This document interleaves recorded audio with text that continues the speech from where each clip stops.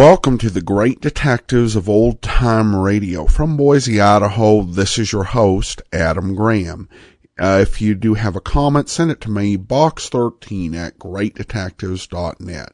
Follow us on Twitter at Radio Detectives, and become one of our friends on Facebook. Facebook.com/Radio Detectives. Usually at the start of these programs, I'll either mention a sponsor or the option to support the program. But today I want to dedicate this episode to Jim French production. For those who've been listening for a long time, Jim French has been making radio dramas post-Golden Age coming out of Seattle for about a quarter of a century. He'd also done some work going back to the 1970s. The most famous creation was The Adventures of Harry Nile, a series that's logged nearly 300 episodes. Well, Jim French Productions will be closing its doors. The final production of its syndicated Imagination Theater will be at the end of this month on February the 26th. JimFrenchProductions.com will be closing down middle of March in terms of taking additional orders. I just want to express appreciation for all the great years and great radio that he's brought. Harry Nile, I think, is a classic, and it does a very good job capturing so much of the feel of the golden age of radio and taking a detective into a new and different city. So all the best to Mr. French and his family, and thanks so much for all the memories. Now it's time for today's episode of Nightbeat. The original air date, May the 22nd, 1950, and the title of this episode is I Wish You Were Dead. Wheaties presents Nightbeat.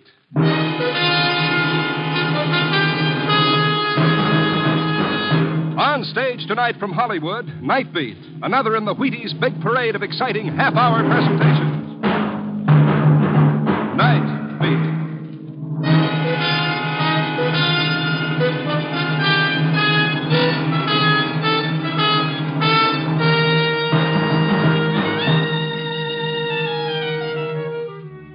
Hi, this is Randy Stone. I cover the Nightbeat for the Chicago Star. Stories begin in many different ways. This one began with a strange little man who claimed a most remarkable power. The power to kill with his mind. Nightbeat, starring Frank Lovejoy as Randy Stone.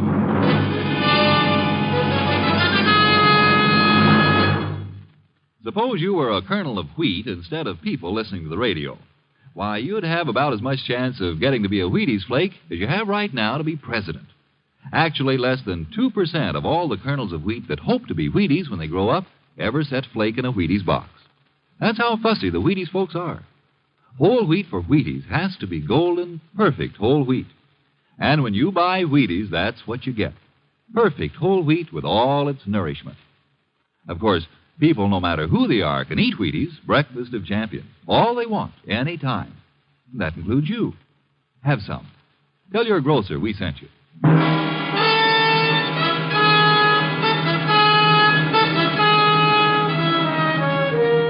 It was one of those lousy moods I had. Spring in the air, 5 o'clock in the afternoon, and nothing ahead of me except another day's work.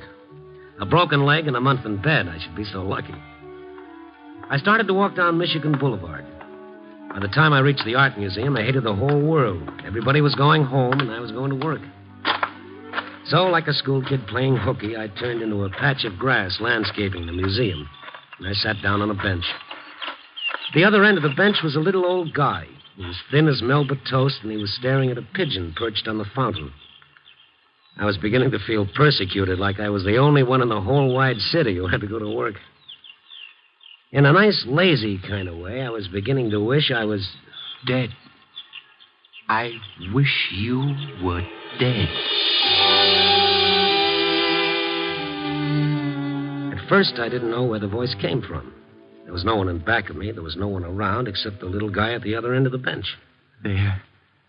I did it again. You know, that's not a very nice thing to say to somebody you don't even know. Oh, I'm sorry. I didn't think you heard me. Oh, certainly I heard you. Why would you wish a thing like that on me? Oh, but I didn't mean you. Not at all. Because if I did, you would now be dead. You mean I would be dead? It's terrible. Just terrible. Well, if it wasn't me, you just said that, too, then who was it? The pigeon. Pigeon? The one that was on the fountain. I see. And what happened to the pigeon? He died. The pigeon died? Oh, yes. It'll happen every time. I'll get the bird and show you. Yes. It's dead, all right. You see? Perfectly dead. Oh, now look, Mr. Fettle is my name. Yeah, Stone is mine. Randy Stone, and I guess I'll be running along. Oh, I thought perhaps you could help me, Mr. Stone. You look like the kind of person who would understand. Yeah. I'm the harmless type that's always walking into a confession. Well, you see, it's something I can't tell to just anyone. Yeah, well, some other time. I'll be seeing you. Oh, that's the way it is. Everybody's interested in only themselves. Well, get rid of that bird. It's not very pleasant sitting next to someone holding a dead thing in his hands. Oh, of course. If I put it over there under the bush, would you listen to me? Maybe if I talked about it, it might help. You're not a policeman, are you? Oh, no. I'm a newspaperman. Oh, that's good. Yeah, get rid of the bird. And then you'll listen to me? Yeah, I'll listen to it. Oh, that's very good of you, Mr. Stone. I'll just put it down over here. He was a cute little old guy who didn't seem to fit into a world of aeroplanes and the Geiger count. He was still wearing a white celluloid collar and a tarnished diamond stick pin and a black tie. He was as clean as grandmother's old lace and just as faded.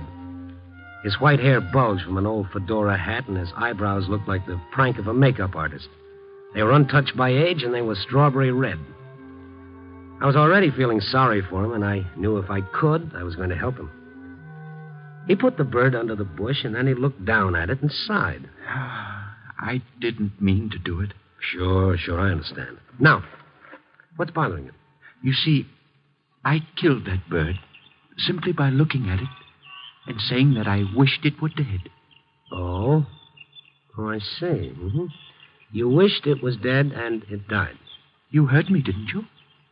You wouldn't think a thing like that was possible, would you? Well, I don't know. If I remember correctly, there was this fellow King Midas. He had a pretty good thing, too. All he had to do was touch something and it turned into gold. Oh, of course, that was only a fairy tale. You're not poking fun at me, Mr. Stone. You're not implying that I made this up. Oh, now, don't get touchy. It's pretty hard to get used to. All you have to do is wish a bird is dead and it dies. Anything. A bird or even a person. And they die. Well, that's quite a power you got. You don't believe me, do you? You ought to get a hold of yourself, don't you think? I knew I shouldn't have said anything at all. All right. Now, let's say I believe you. What do you expect me to do? I'm getting afraid of myself. I can become dangerous. Well, don't wish those things and you won't be dangerous. But if I ever hate like I once did, then I'm not responsible. The words would just come out. It would happen. You mean you could wish I was dead or anybody and they'd die? That's what I've been trying to tell you. I don't want to hurt anybody, Mr. Stone. You still don't believe me. Oh, I think it's a perfectly wonderful story. Now I gotta go. Oh, please don't go. Don't leave me, Mr. Stone, please. Oh, take your hands off Please. my coat. Do you mind? I want to go to work. But listen, I killed a man. Oh? I killed Mr. Brown. Mr. Brown? Arthur E. Brown, president of the Utilities Loan Company. Uh-huh. You killed him. I was the one. It was the urgency in the way he wrung his hands together that got me. I felt pretty foolish sitting there on a park bench listening to the most fantastic kind of nonsense. For 40 years, he worked for this company. He never married. He lived a lonely life. The only pleasure he had was his job. But he was getting old. And then one day, it was on a Friday, he got his paycheck from the head bookkeeper. Thank you.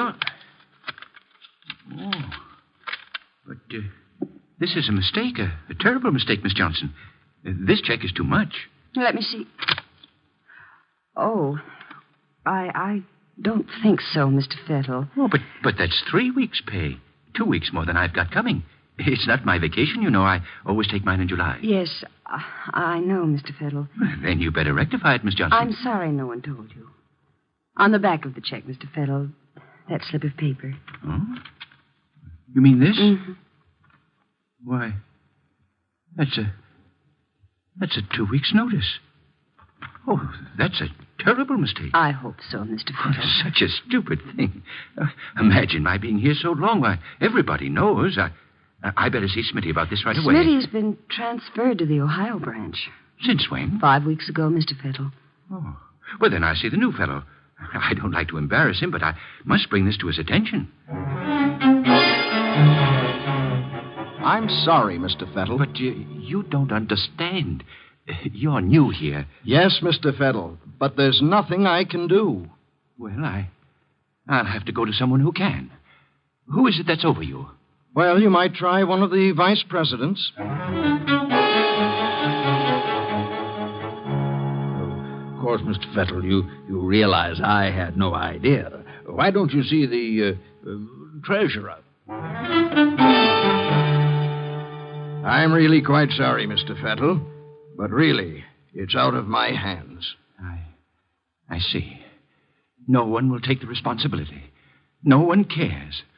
Sending me from one to the other like I was some kind of thing being volleyed about. I'm going to the president. I'll tell Mr. Brown. Mr. Fettle went up another flight of stairs running, right through a whole pool of minor executives, straight into Mr. Brown's office. Brown was sitting there in an enormous leather chair, a very huge, fat man. His face was red and puffy. Instead of breathing, he seemed to gasp. He was that mad when Mr. Fettle walked in unannounced. What are you doing in my office? Mr. Brown, I just had to see you. There seems to be no one to take the responsibility for this. You see, I've been here so many years. They just don't seem to realize how long I've been here. I wanted you to straighten it out for me. Get out of here! But it's so unfair. Get out! I said get out of here! The hatred that had been piling up in Mr. Fettle had now found a target. He looked Brown squarely in the eyes and said it right to his face, right out loud. I wish you were dead. You what? I wish you were dead. Oh, he's dead. Somebody, quick! Mr. Brown is dead.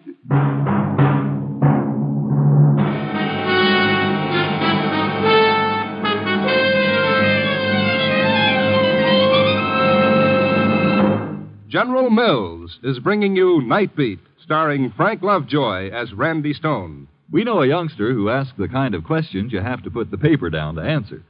So the boy wants to know, do the baseball champions really eat Wheaties like it says in the ads? Really? Honest? Well, honest they do. Phil Rizzuto eats Wheaties. Jackie Robinson eats Wheaties. Pee Wee Reese eats Wheaties. Tommy Henrik and Luke Appling and Ellis Kinder eat Wheaties. Honest. And what's more, a lot of these stars of the game today have eaten Wheaties for years. Bob Feller, the Cleveland pitcher, is almost a 20-year man. Right today, Bob eats Wheaties 4 to 5 times a week. He likes them with berries, which is a pretty good way to have Wheaties, too. Now, Bob says, Wheaties is the only cereal I ever eat, and I'd recommend it to anyone. So, you see, we really have an excellent reason for calling Wheaties Breakfast of Champions. Any other questions?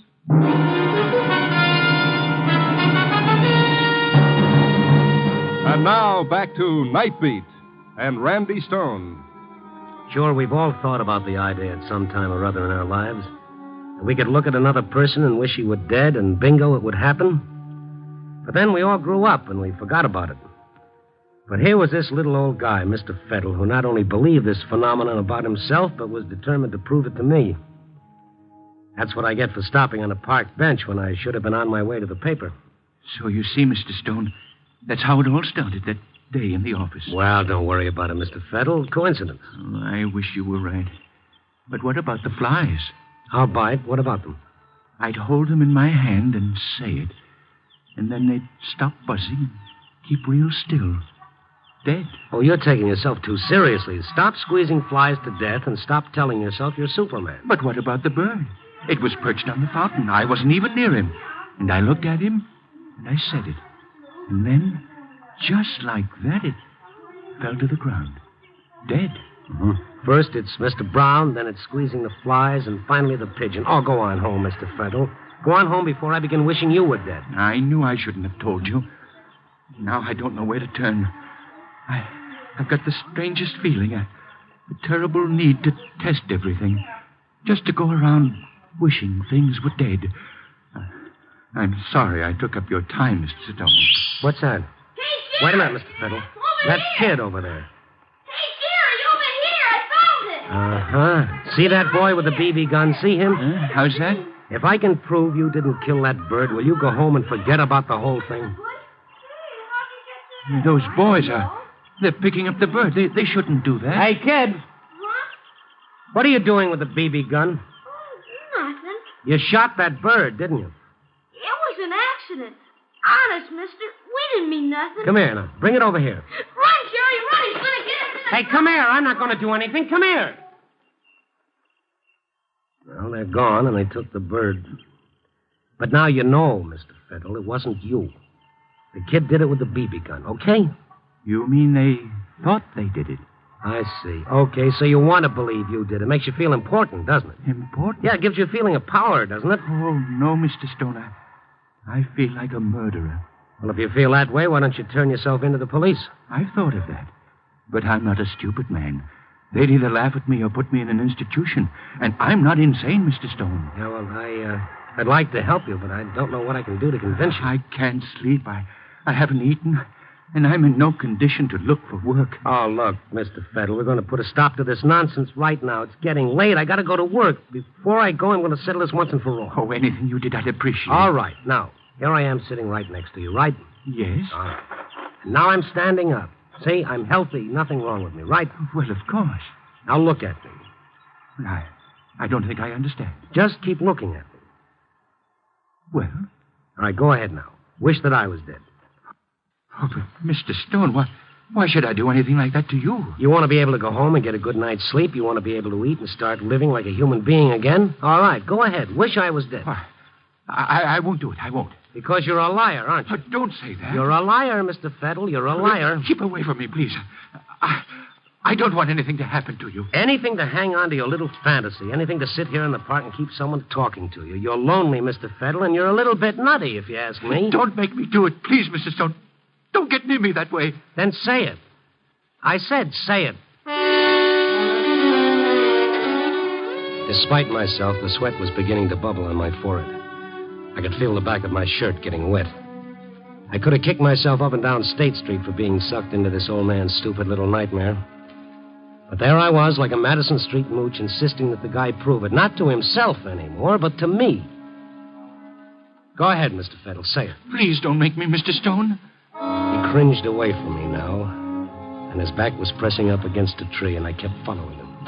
As I got closer to him, he had no other place to run, and he stood there with a most peculiar expression in his eyes. All right, Mr. Stone, but it's not my fault, understand? I don't want to do it, understand? I understand. Now say it. Please forgive me, Mr. Stone, but you're making me, isn't that right? You're making me say it. Well, say it and get it over with. I wish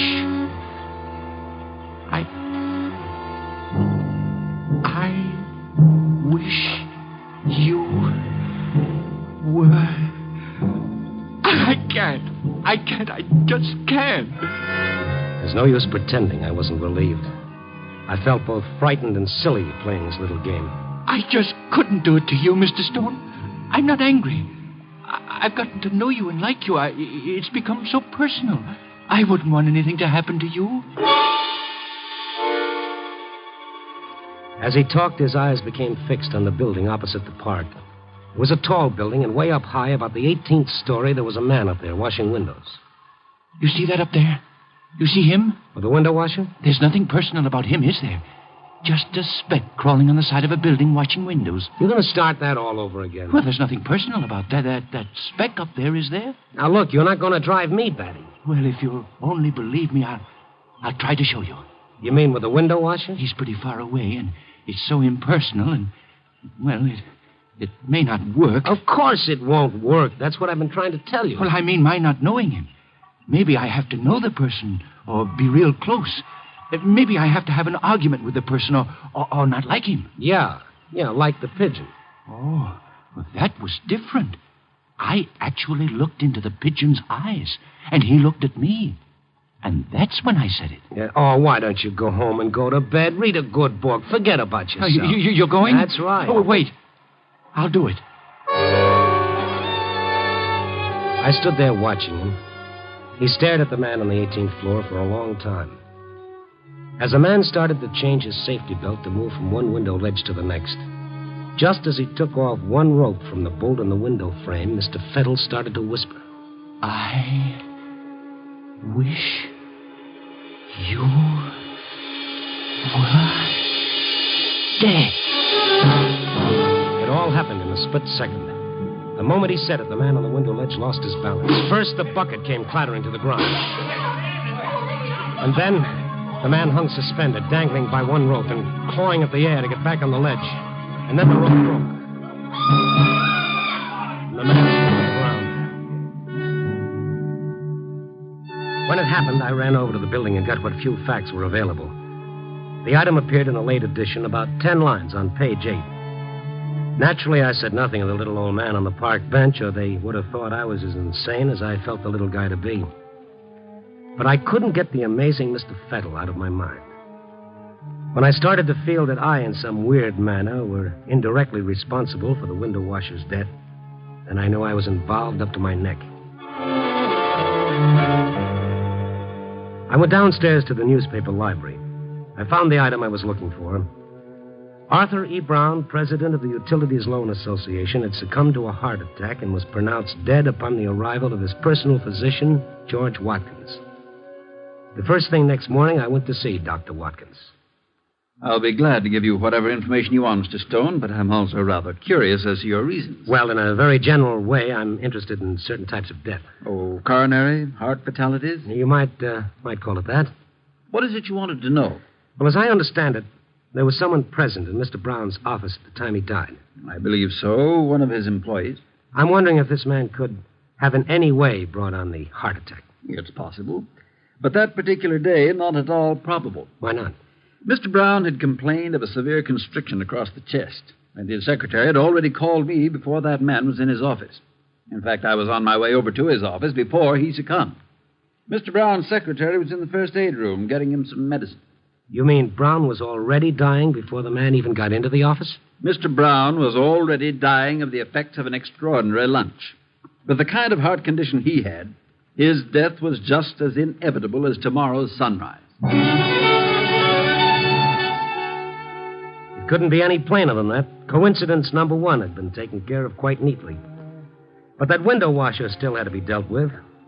For a man who'd been washing windows for so many years to slip off the windowsill and then for the rope to break right at the time my amazing Mr. Fettle wished he were dead, well, that's a pretty touchy thing to reconcile the coincidence. I went back to the building and located the engineer who was in the basement replacing a steam valve on the hot water tank. At first, he wasn't very cooperative. I suppose you're another insurance man who wants to know more about why we don't have safety measures for our window washers. No. I just happened to be a newspaper man who was sitting in the park when it happened. Well, if you saw it, you know more about it than I do. He worked for you, didn't he? Yeah, that's right. Well, what happened? Why should that man's rope break? I'm tired of answering questions. That's all I've been doing is asking questions. Well, look, mister, I'm not here to make trouble for you. I don't want to give you any bad publicity. I want to know why it happened, but... Of course, if you don't want to tell me, then I've got to believe that the building was responsible. If I warned him once, I warned him 100 times. His equipment was rotted through. I told him he couldn't go to work on my building unless he bought new ropes. He was pretty sore, but he went home. At least I thought he went home. What happened was he got lost in one of the bars on Clark Street, and when he was good and drunk, he came back. Without me knowing it, he went to work.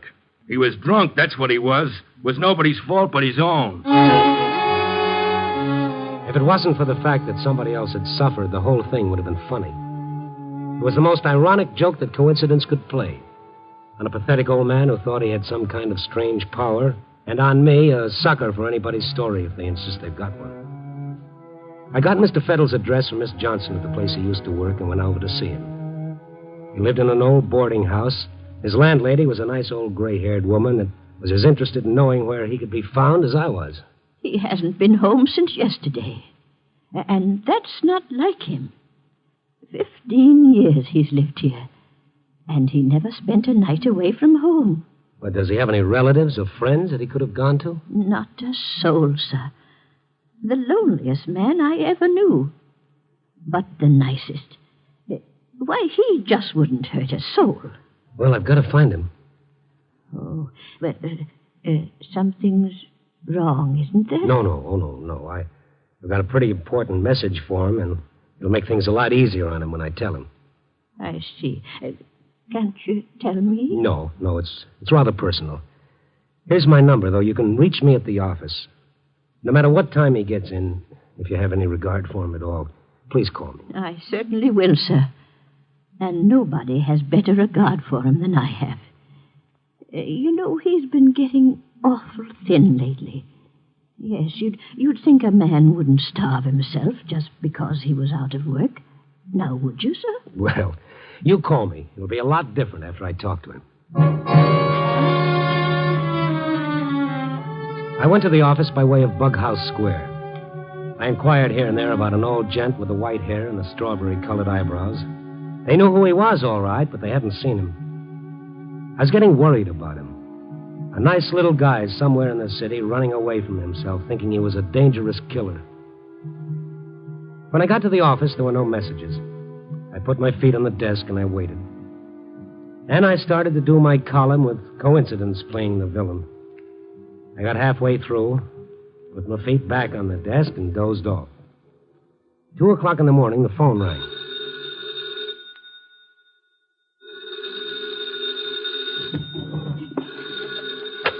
Yeah. Mr. Stone? Speaking. He just came in just now. Who? Mr. Fettle. Oh, okay, thank you. I'm coming right over. When I got to the house, she was waiting and had the door open before I could ring the bell. Is he in bed? No, Mr. Stone. He's sitting in his easy chair. His room upstairs? It's no use going up there, Mr. Stone. Well, what's wrong? Well, as soon as I called you, I put some soup on the stove. You see, I wanted him to have something hot to eat. I knocked on his door, but he didn't answer. I opened it, and he was sitting in the easy chair. Before I got to him, his eyes went up at the ceiling. Then they closed, and his head rolled on his chest. He was dead. I can't understand it. He wasn't sick. He was unhappy, but he wasn't sick. It doesn't make much difference now what he was. Poor soul. That's all that happened? Just what you told me? He didn't say anything? Well, he mumbled something, but it's not worth repeating. What? I want to know. Some sort of foolishness, Mr. Stone. Well, tell me. I've got to know. I'm sure I heard it wrong. Well, what was it that he said? Well, as his eyes were on the ceiling, it seemed to me... Now, sir, I can be wrong, but it seemed to me that he said, "I wish I was dead."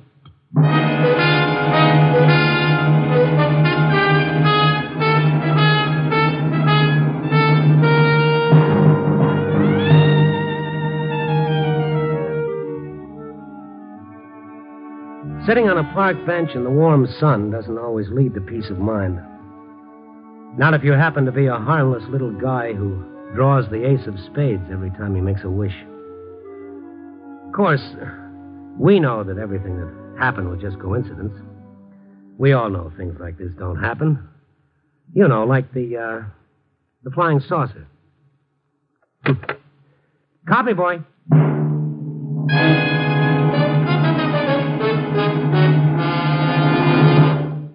You are listening to Nightbeat on the Wheaties Big Parade. It's always nice if you like your work, which is why we feel we're pretty lucky to be in the Wheaties business. We love Wheaties, and we love people. We know that these little golden flakes of 100% whole wheat are good for people. So what could be more pleasant work than getting people and Wheaties together just as often as we can? Your grocer knows about Wheaties and people. See him, why don't you?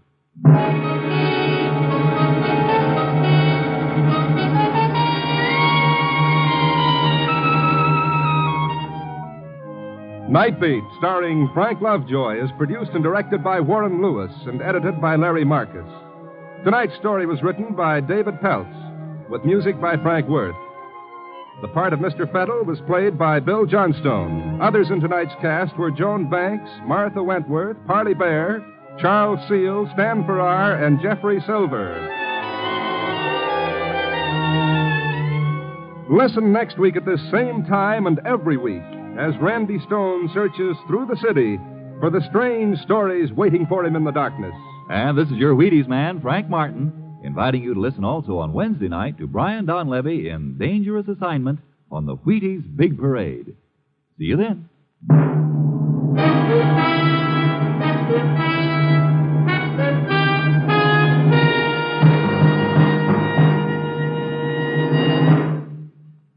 Going to bake a pie sometime soon? Make it with Crust Quick, the Betty Crocker pie crust mix. You know, it's a tender, flaky crust that's at the bottom of every delicious pie, sure as you use Crust Quick.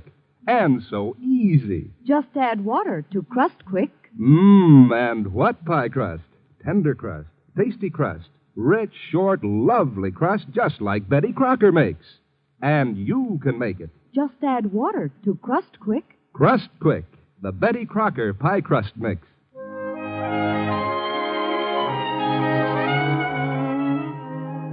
Nightbeat came to you from Hollywood with portions transcribed. Stay tuned for Christopher London over most NBC stations.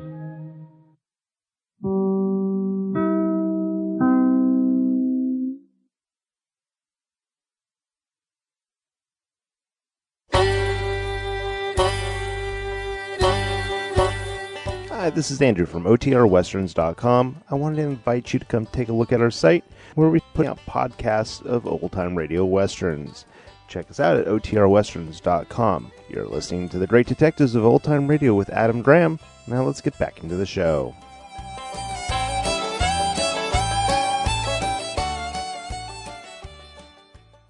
Welcome back. Well, in an incredibly downbeat production to start the week off, it's a very well done but also a sad story.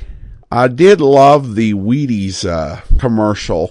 However, when it asked you to put yourself in the place of a grain of wheat that was driven by its lifelong goal of being processed into Wheaties cereal, and compared it to our potential ambitions to be President of the United States. That is one of the most creative comparisons I'd heard, to say the least. All right, well, now we turn to listener comments and feedback. And Gene asked regarding our Elevator Keeper episode, wasn't that one played in October, or are there many Elevator Keeper episodes? Well, the ones we played back in October were the pilot. Episode 2109 was that which actually aired. And we are now done with that story as far as I know. It's sometimes interesting to hear different versions of the same story. And I think that is the last we'll hear of that particular story. Michael says, Frank Lovejoy, one of the most recognizable voices from the radio era. Well, thanks so much for your comments. That will do it for today. Join us back here tomorrow for Inspector Thorne. Next Monday, another episode of Nightbeat. In the meantime, send your comments to box13 at greatdetectives.net. Follow us on Twitter at Radio Detectives.